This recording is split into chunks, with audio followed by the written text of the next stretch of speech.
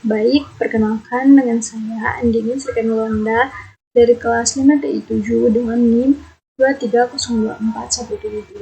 Saat ini saya akan mempresentasikan materi mengenai peranan pemodelan dalam MSS atau Management Support System, yang dimana materi ini menjelaskan bahwa Management Support System adalah salah satu sistem yang membantu manajer dan organisasi dalam pengambilan keputusan, dan pemodelan adalah inti dari proses tersebut.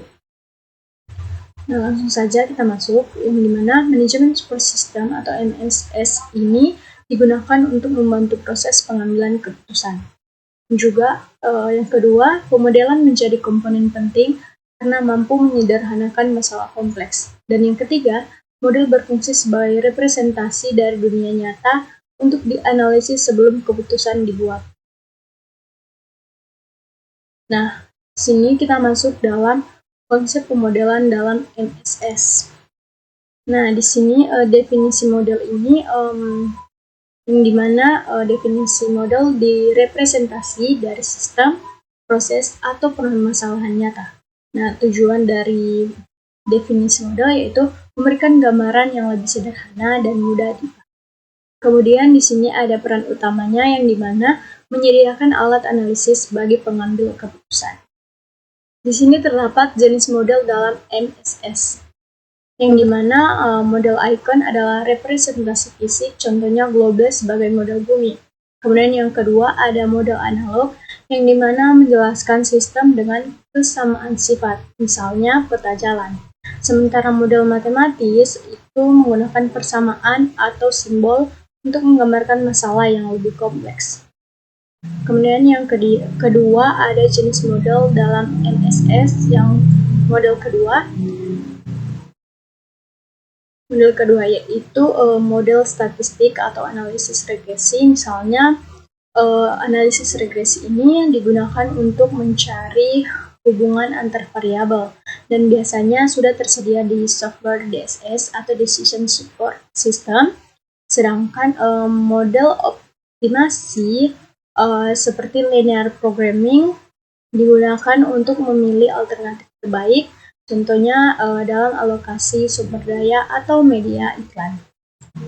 Kemudian di sini ada aspek pemodelan, yang dimana dalam pemodelan kita harus memulai dari identifikasi masalah dan menganalisis lingkungan. Selain itu, penting juga memahami budaya organisasi serta menyamakan kerangka pemahaman agar semua pihak yang terlibat bisa melihat masalah dari sudut pandang yang sama.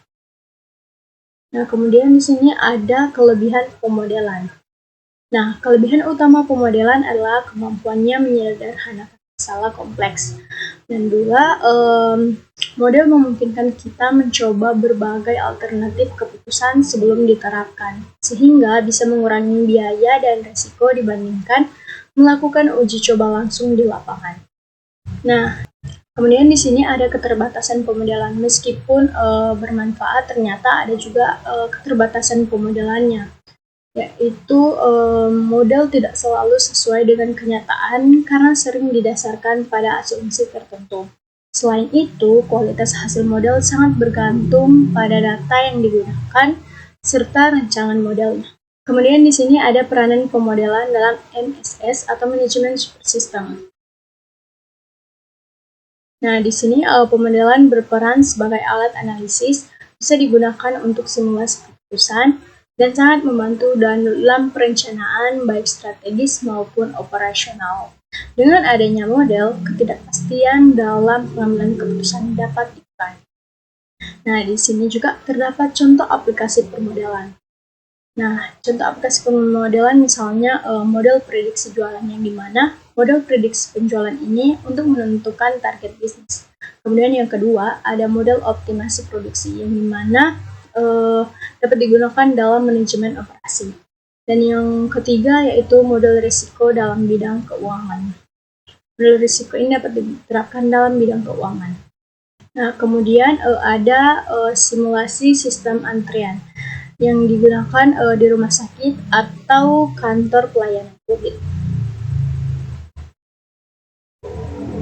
Jadi, kesimpulannya, pemodelan merupakan inti dari MSS atau Management Support System, Jadi dengan representasi sederhana dari masalah kompleks, model membantu pengambil keputusan agar lebih tepat, efisien, dan efektif. Sekian penjelasan saya mengenai peranan model dalam MSS atau Management Support System. Semoga apa yang telah saya sampaikan bisa memberikan ilmu yang baru dan informasi yang dapat dikembangkan. Jika ada kesalahan dalam berkata, mohon maaf. Sekian dan terima kasih.